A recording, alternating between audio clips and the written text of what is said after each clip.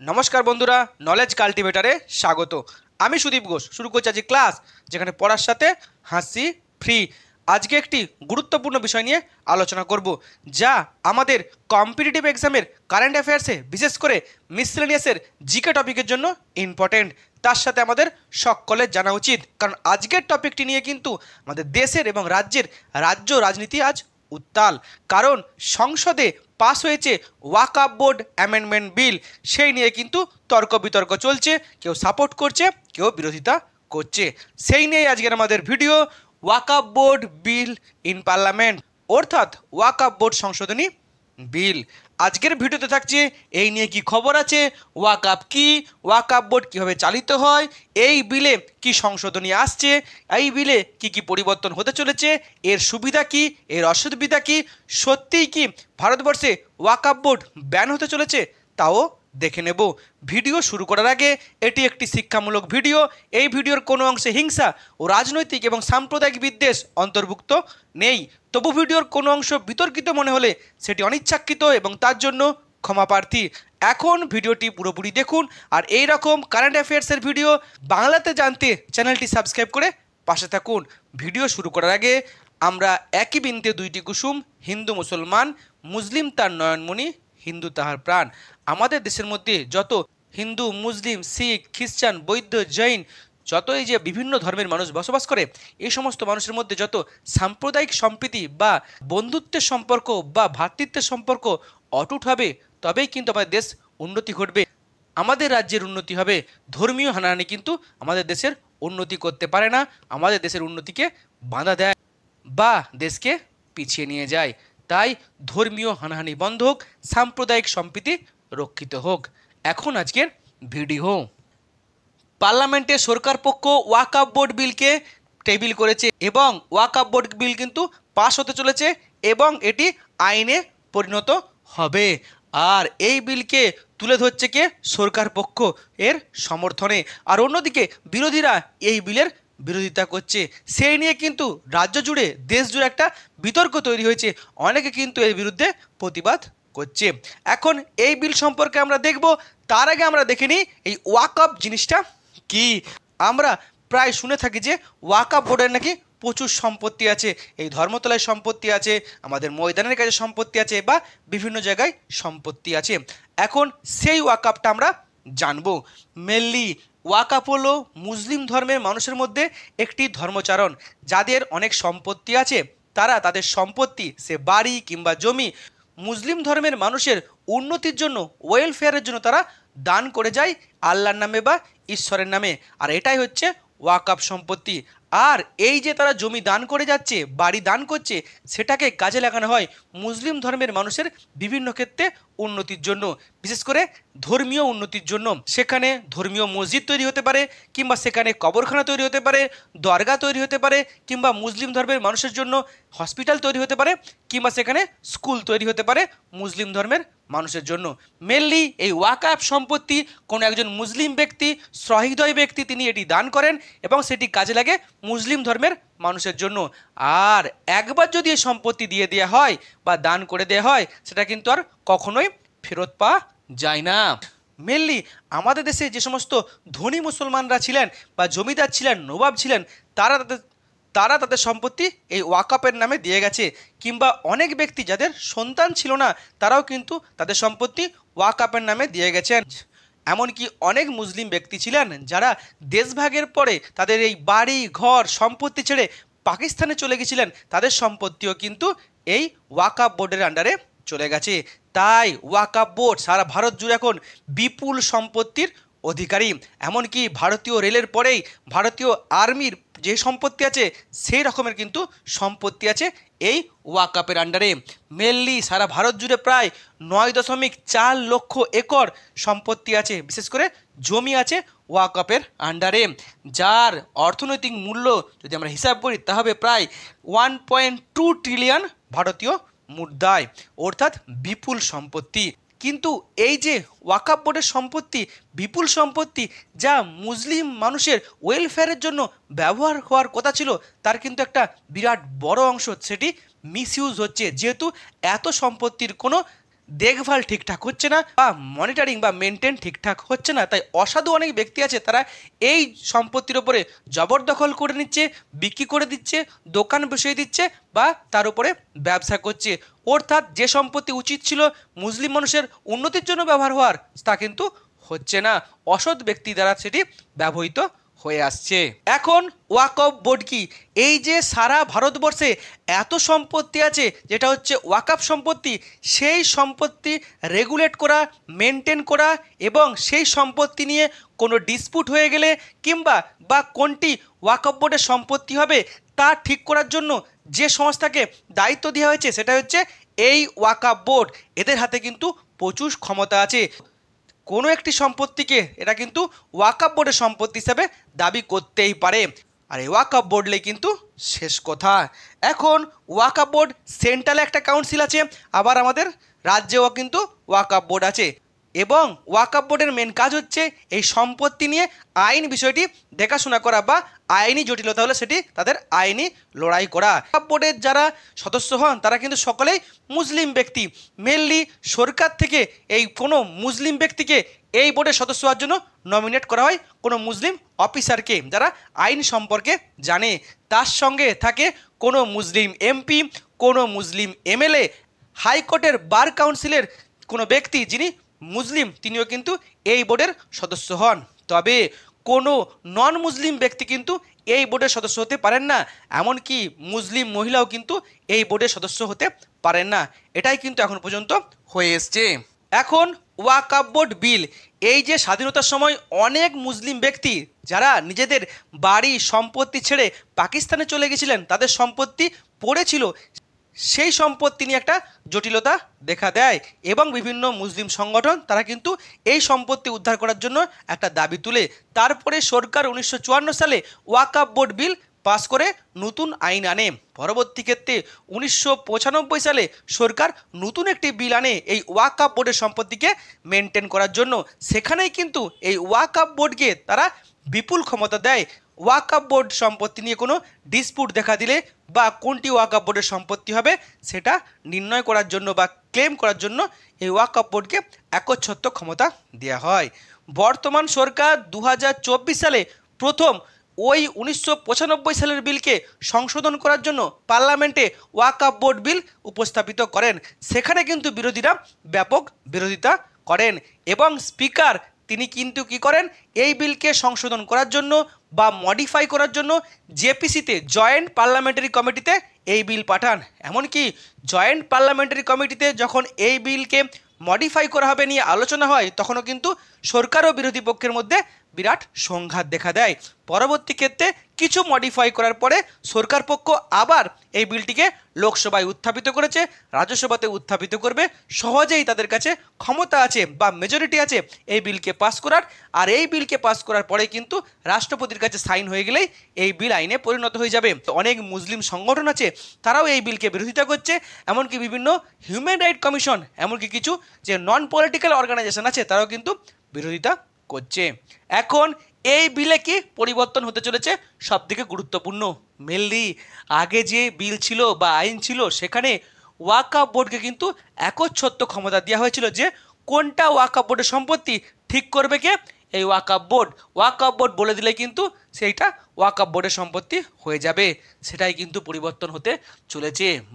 এখন থেকে ওয়াকফ বোর্ড সঠিক প্রমাণপত্র আর সঠিক ডকুমেন্টস না থাকলে কিন্তু কোনো সম্পত্তিকে তাদের ওয়াকফ বোর্ডের সম্পত্তি হিসাবে তারা ক্লেম করতে পারবে না এবং ওয়াকফ বোর্ডের সম্পত্তি নিয়ে কোনো ডিসপুট হলে সেটা কিন্তু চলে যাবে হাইকোর্টে। হাইকোর্টে যদি ওয়াকফ বোর্ড তাদের সঠিক তথ্য দেখাতে না পারে তাহলে কিন্তু ওটার ওয়াকফ বোর্ডের সম্পত্তি থাকবে কি থাকবে না সেটা নির্ভর করছে ওই হাইকোর্টের রায়ের উপরে। এখন বলা হয়েছে ওয়াকফ বোর্ডের যে সদস্যরা আছে সেখানে নন মুসলিম অর্থাৎ মুসলিম নন এমন কোনো ব্যক্তি থাকবেন এবং মুসলিম মহিলা এই বোর্ডের সদস্য হতে পারবেন। এটা কিন্তু জেপিসিতে একটু পরিবর্তন করা হয়। এটা নিয়ে কিন্তু একটা ব্যাপক বিরোধিতা হয়, কারণ বলা হয় যে একজন নন মুসলিম ব্যক্তি কী করে ওয়াকফ বোর্ডের তাদের ধর্মীয় সম্পর্কিত বিষয়ের সদস্য হতে পারেন, এটার বিরোধিতা হয়। এটা কিন্তু জেপিসিতে একটু পরিবর্তন করা হয়। বলা হয় যে এই যে নন মুসলিম ব্যক্তি হবেন তিনি কিন্তু জয়েন্ট সেক্রেটারির র্যাঙ্কের একজন ব্যক্তি হবেন, যার কিন্তু মুসলিম ধর্মের এই সমস্ত আইন কানুন নিয়ে যথেষ্ট জানাশোনা বা অভিজ্ঞতা আছেন, তবে কিন্তু তিনি হতে পারবেন এর সদস্য। অন্যদিকে ওয়াকফ বোর্ডের যে ট্রাইব্যুনাল আছে সেটাই কিন্তু কোনো ডিসপুটের কেসে আসল ক্ষমতা উপভোগ করত। ওয়াকফ ট্রাইব্যুনালে কিন্তু এই ডিসপুটের কেসগুলো কিন্তু ফায়সালা হতো। নতুন বিলে কিন্তু ওয়াকফ ট্রাইব্যুনালের ক্ষমতা কমাতে চলেছে এবং কোনো সম্পত্তি ওয়াকফ বোর্ডের সম্পত্তি কিনা এই নিয়ে যদি ডিসপুট দেখা দেয় তাহলে সেই জেলার ডিস্ট্রিক্ট ম্যাজিস্ট্রেট একজন সিনিয়র সরকারি অফিসারকে নিযুক্ত করবেন সেই সম্পত্তিকে সার্ভে করার জন্য এবং তার সঠিক তথ্য খতিয়ে দেখার জন্য। সঠিক তথ্য খতিয়ে দেখে সার্ভে করে সেই রিপোর্ট দেওয়ার পরেই কিন্তু হাইকোর্ট ঠিক করবে যে এটা সত্যি সত্যি ওয়াকফ বোর্ডের সম্পত্তি না সম্পত্তি নয়। অন্যদিকে এই ওয়াকফ বোর্ডের সম্পত্তি যে সারা ভারত জুড়ে ছড়িয়ে ছিটিয়ে আছে সেটা কিন্তু রেগুলারলি অডিট করা হবে এবং অডিট করবে কে, যে সেন্ট্রাল গভর্নমেন্টের যে ক্যাগ আছে, কম্পট্রোলার অ্যান্ড অডিটর জেনারেল, চেষ্টা করা হবে এই ওয়াকফ বোর্ডের সম্পত্তিকে রেস্টোর করার। অন্যদিকে বলা হয়েছে কোনো ওয়াকফ বোর্ডের সম্পত্তির সঠিক তথ্য বা ডকুমেন্টস না থাকে তাহলে কিন্তু ওই সম্পত্তি আর ওয়াকফ বোর্ডের সম্পত্তি থাকবে না, চলে যাবে সরকারের কাছে। সরকার সেটাকে কিন্তু অন্য ক্ষেত্রে ব্যবহার করতে পারে। অন্যদিকে বলা হচ্ছে এই যে বিল পাস হয়ে যাচ্ছে এই বিল আইনে পরিণত হওয়ার 6 মাসের মধ্যে কিন্তু রেজিস্ট্রেশন শুরু হবে। ওয়াকফ বোর্ডের আন্ডারে যত সম্পত্তি আছে সেখানে কিন্তু রেজিস্ট্রেশন করতে হবে সরকারের খাতায়, আর সেটাই কিন্তু ডিজিটাল রেজিস্ট্রেশন হবে।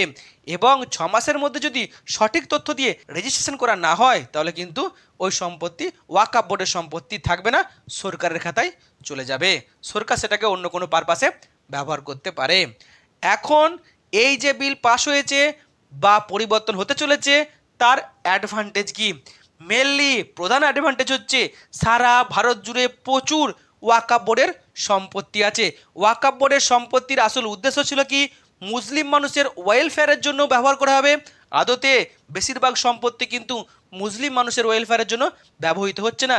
সেই সমস্ত সম্পত্তি কিছু অসৎ মুসলিম ব্যক্তি, কিছু অসৎ সংগঠন, বিশেষ করে কিছু অসৎ রাজনৈতিক নেতা তারা কিন্তু সেটিকে লুটে পুটে খাচ্ছে বা মিসইউজ করছে। সেখানে তারা জবরদখল করছে, টাকা নিয়ে কোনো মানুষকে বসবাস করতে দিচ্ছে, কিংবা সেখানে কোনো দোকান বসিয়ে দিচ্ছে, কিংবা ব্যবসা করতে দিচ্ছে। আর ওই অসৎ ব্যক্তিরা কিন্তু এর কিন্তু টাকা লুটে পুটে নিচ্ছে। সেটাই কিন্তু এতদিন হয়ে এসছে, যেটা কিন্তু হওয়ার কথা নয়। এই বিলের পরে যে ওয়াকফ বোর্ডের সম্পত্তি রেজিস্ট্রেশন হবে তার ফলে কিন্তু ওয়াকফ বোর্ডের সম্পত্তি যা জবরদখল হয়ে গেছে বা বেআইনিভাবে ব্যবহার করা হচ্ছে সেটিকে উদ্ধার করা হবে। এটা কিন্তু খুব ভালো হবে এবং সেটাকে সত্যি সত্যি মুসলিম মানুষের ওয়েলফেয়ারের জন্য কাজে লাগানো হবে। অন্যদিকে বলা হয়েছে ওয়াকফ বোর্ড তারা কিন্তু এখন থেকে আর যে কোনো সম্পত্তিকে ওয়াকফ বোর্ডের সম্পত্তি হিসাবে ক্লেম করতে পারবে না। এর শেষ যে ফাইসালা সেটা হবে কোর্টে। তার ফলে কি হয়, অনেক সময় ডিসপুট দেখা দেয় যে যে অন্য ধর্মের কোনো উপাসনাস্থল বা কোনো স্কুল বা হাসপাতাল বা অন্য কারো সম্পত্তি, ব্যক্তিগত সম্পত্তি ওয়াকফ বোর্ড ক্লেম করলে কিন্তু সেটা ওয়াকফ বোর্ডের আন্ডারে চলে যায়। এখন কিন্তু এটা কোর্টই হবে। আমরা জানি যত কোর্টে হবে সেটা কিন্তু তত স্বচ্ছতার সাথে হবে। অন্যদিকে হাইকোর্টই কিন্তু সব থেকে শেষ ওয়াকফ বোর্ডের সম্পত্তির এই ডিসপুটের সিদ্ধান্ত নেওয়ার ক্ষেত্রে। তার ফলে কিন্তু আগামী দিনে অনেক ডিসপুট কিন্তু মিটতে চলেছে। অন্যদিকে ওয়াকফ বোর্ডের যে মেম্বার সেই মেম্বারে কিন্তু মুসলিম মহিলা অন্তর্ভুক্ত হতে চলেছে। এটা কিন্তু একটা খুব ভালো দিক। এই সমস্ত বড় বড় ক্ষেত্রে মুসলিম মহিলাদের যদি সদস্য পদ থাকে তাহলে কিন্তু মুসলিম সমাজের মহিলাদের ব্যাপক উন্নতি ঘটবে, উইমেন এম্পাওয়ারমেন্ট হবে। এখন এর ডিসঅ্যাডভান্টেজ কি, কেন বিরোধীরা এর বিরুদ্ধে প্রতিবাদ করছে? মেনলি এই আইন যে পাস হলো তার ফলে কি বলা হয়েছে যে সঠিক তথ্য বা প্রমাণ দিয়ে ওয়াকফ বোর্ডের সম্পত্তিকে রেজিস্ট্রেশন করতে হবে। এখন ওয়াকফ বোর্ডের সম্পত্তি যেখানে মুসলিমদের মসজিদ হয়েছে কিংবা কবরখানা হয়েছে কিংবা দরগা হয়েছে, অর্থাৎ যেগুলো ধর্মীয় উপাসনাস্থল তৈরি হয়েছে, সেগুলোর সম্পত্তির তথ্য নিয়ে কোনো সমস্যা হয় বা তথ্য যদি দেখাতে না পারে তাহলে কিন্তু সমস্যা তৈরি হবে। ওই সমস্ত জায়গাগুলো কিন্তু ওয়াকফ বোর্ডের সম্পত্তি থাকবে না। তার ফলে কিন্তু একটা সমস্যা দেখা দিবে, ধর্মীয় কিন্তু একটা উত্তেজনা তৈরি হবে। কারণ কোনো ধর্মই কিন্তু তাদের উপাসনা স্থলগুলিকে সহজে ছাড়বে না। এর ফলে কিন্তু ধর্মীয় উত্তেজনা বা ধর্মীয় হানাহানিও দেখা দিতে পারে। এটা কিন্তু একদমই ঠিক নয়। কোনো ধর্মের রিলিজিয়াস ব্যাপারে হস্তক্ষেপ করা সরকারের এটা কিন্তু একদমই ঠিক নয়। এখন এতদিন সেখানে উপাসনা চলে আসছিল, হঠাৎ করে যদি উপাসনা বন্ধ হয়ে যায় সেটা কিন্তু কখনোই ঠিক নয়। অন্যদিকে ওয়াকফ বোর্ডের এই সম্পত্তি মুসলিম ধর্মের মানুষ তাদের ধর্মের মানুষের যে উন্নতির জন্য এই সম্পত্তি দিয়ে গেছে। এখন এই সম্পত্তিকে দেখভাল করছে কে? ওয়াকফ বোর্ড। এটা কিন্তু তাদের রিলিজিয়াস ব্যাপার, যেটা আমাদের ধর্মীয় স্বাধীনতা বা মৌলিক অধিকারের মধ্যে পড়ে। কিন্তু সেখানে যদি ওয়াকফ বোর্ডের ক্ষমতা কমে যায়, সরকারের ক্ষমতা বেড়ে যায়, সেটা কিন্তু কোথাও না কোথাও ধর্মীয় যে স্বাধীনতা সেটাকে লঙ্ঘিত করতে পারে। এখন সরকারের সাথে সংঘাত হলো এবং সেটি আদালতে গেল, দেখা গেল যে সেটা সরকারের হান্ডারে চলে গেল, কারণ এখানে সঠিক তথ্য নেই। পরবর্তী ক্ষেত্রে দেখা যাবে যে ওই যে সম্পত্তি, সেই সম্পত্তি হয়তো সরকার কর্পোরেট সেক্টরকে দিয়ে দিচ্ছে, কিংবা কোনো রাজনৈতিক নেতারা সেটাকে অসৎ কোনো কার্যকলাপের জন্য ব্যবহার করছে। সেটা কিন্তু কখনোই ভালো নয়। ধর্মীয় সম্পত্তি পরবর্তী ক্ষেত্রে যদি অসামাজিক কার্যকলাপে ব্যবহার করা হয়, সেটা কিন্তু কখনোই উচিত নয়। ওয়াকফ বোর্ডের সম্পত্তির ডিসপুট নিয়ে হাইকোর্টের থেকে সব থেকে বেশি ক্ষমতা দেওয়া ছিল ওয়াকফ ট্রাইব্যুনালকে। এখন মুসলিম ধর্মের যে ওয়াকফ ট্রাইব্যুনাল আছে তার ক্ষমতা কিন্তু কমতে চলেছে এই সম্পত্তির ডিসপুট কেসে। এটাও কিন্তু আদালতে যেতে পারে, কারণ এখানেও কিন্তু যে ধর্মীয় স্বাধীনতার বিরুদ্ধে কাজ হতে চলেছে বলে অনেকে মনে করছেন। অন্যদিকে ভারত হচ্ছে সেকুলার দেশ, সেকুলার সংবিধান। যদি মুসলিম ধর্মের এই সমস্ত ধর্মীয় উপাসনাস্থলের যদি জমিগুলি যদি সঠিক তথ্য না দেখাতে পারে, সেগুলো যদি সরকারের আন্ডারে চলে যায়, তাহলে ভারতবর্ষের অন্যান্য যে সমস্ত ধর্মগুলি আছে, যেমন হিন্দু, খ্রিস্টান, শিখ, বুদ্ধিস্ট, জৈনিজম, তাদেরও কিন্তু অনেক উপাসনাস্থলের সম্পত্তি আছে যেগুলি কিন্তু বেনামি সম্পত্তি। সেগুলোও কিন্তু সঠিক তথ্য দেখাতে না পেলে সেগুলি সরকারের কাছে যাওয়া উচিত, কারণ আইন কিন্তু সবার জন্য সমান হওয়া উচিত। অর্থাৎ আমরা বুঝতে পারছি যে এই বিল যে পাস করেছে, এই বিলের কিন্তু ডিসঅ্যাডভান্টেজ অনেকগুলি আছে। এখন এই ওয়াকফ বিলের ভবিষ্যৎ কি? আর অনেকে বলছে ওয়াকফ বোর্ড নাকি নিষিদ্ধ হতে চলেছে ভারতে, সেটাও দেখে নিই। মেনলি এই বিল লোকসভায় রাজ্যসভায় ইজিলি পাস হয়ে যাবে, কারণ সরকারের সেই ক্ষমতা আছে, আর রাষ্ট্রপতি সাইন করলে সেটা আইনে পরিণত হয়ে যাবে। কিন্তু যারা বিরোধীরা অভিযোগ তুলছে যে এই যে বিল, এই বিলটা হচ্ছে অ্যান্টি মুসলিম বিল, অর্থাৎ ভারতবর্ষের মৌলিক অধিকারে যে ধর্মীয় স্বাধীনতা আছে সেই স্বাধীনতাকে লঙ্ঘিত করছে। তাহলে কিন্তু আমরা জানি আমাদের সংবিধানের রক্ষক হচ্ছে আমাদের সুপ্রিম কোর্ট। সুপ্রিম কোর্টে কেস হবে, কেস কিন্তু চলবে। যদি সুপ্রিম কোর্ট মনে করে যে এই বিল মুসলিম ধর্মের মানুষের ধর্মীয় স্বাধীনতা বা মৌলিক অধিকারকে লঙ্ঘিত করছে, তাহলে কিন্তু এই বিলকে অসাংবিধানিক ঘোষণা করবে সুপ্রিম কোর্ট। আর যদি সুপ্রিম কোর্ট মনে করে যে না, এই যে নতুন সংশোধন করা হয়েছে এটা মুসলিম ধর্মের মানুষের ধর্মীয় মৌলিক অধিকারকে লঙ্ঘিত করছে না, তাহলে কিন্তু এই আইন থেকে যাবে। অর্থাৎ এই আইনের ভবিষ্যৎ কিন্তু আগামী দিনে নির্ভর করছে সুপ্রিম কোর্টের কেসের পরে। সুপ্রিম কোর্টের ফায়সালা এলেই কিন্তু এই আইনের ভবিষ্যৎ নির্ভর করছে। তবে হ্যাঁ, ওয়াকফ বোর্ড কিন্তু ব্যান বা নিষিদ্ধ হতে চলেছে এই খবরটি ভুল। ওয়াকফ বোর্ড থাকছে, হয়তো এই বিলের মাধ্যমে ওয়াকফ বোর্ডের ক্ষমতা কিছু কমাতে চলেছে সরকার। এই হলো আজকের ভিডিও। এখন আপনি ওয়াকফ বোর্ডের এই বিলকে সাপোর্ট করছেন না বিরোধিতা করছেন, অবশ্যই কমেন্ট বক্সে জানাবেন। ভিডিও শেষ করার আগে আরও একবার, ভারত একটি ধর্মনিরপেক্ষ দেশ। এখানে হিন্দু, মুসলিম, খ্রিস্টান, শিখ, জৈন, বুদ্ধিস্ট সমস্ত ধর্মের মানুষ আমরা একত্রিত হয়ে বসবাস করি বলেই আমাদের দেশ এত উন্নত। তাই ধর্মীয় ইস্যু বা ধর্মীয় হানাহানি বন্ধ হোক, মানুষে মানুষে ঐক্য, বন্ধুত্বের সম্পর্ক সুরক্ষিত হোক, তবেই কিন্তু ভারতবর্ষের উন্নতি হবে, তার আগে নয়। ভিডিওটি এখানে শেষ হলো। ভিডিওটি যদি ভালো লাগে অবশ্যই লাইক, কমেন্ট, শেয়ার এবং চ্যানেলটি সাবস্ক্রাইব করতে ভুলবেন না। আবার দেখা হবে নতুন একটি ভিডিওতে। ততক্ষণ পড়তে থাকো, হাসতে থাকো।